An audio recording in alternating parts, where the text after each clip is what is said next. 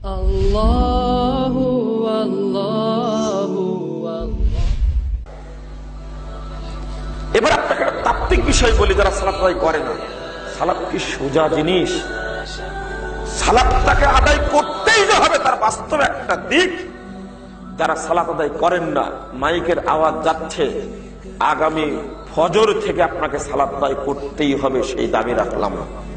সালাত আদায় না করে আপনি মারা যাওয়ার চেষ্টা করবেন না, মরলেই জাহান্নামে যেতে হবে। 1 মিনিটের জন্য কেউ জাহান্নামে যাবেন? 1 সেকেন্ড যেতে চান না? জাহান্নাম কি জিনিস জানেন?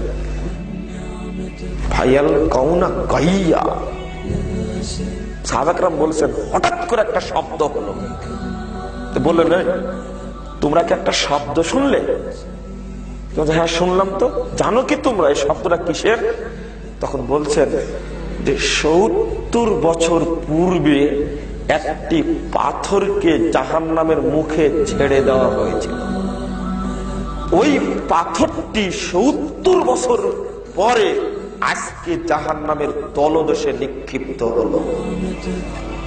সেই শব্দ আপনি এবার ভাবুন তো দেখি, একটা বোঝার চেষ্টা করুন তো। একটা পাথর ছেড়ে দেওয়ার পরে ও 1 মিনিটে কত দূর নামতে পারে?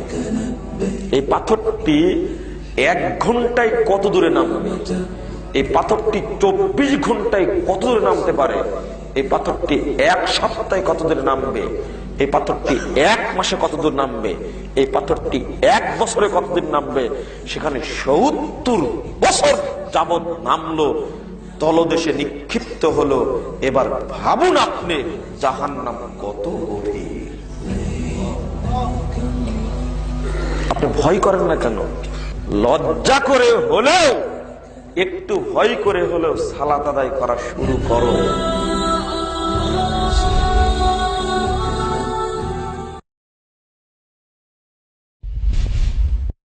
আল্লাহ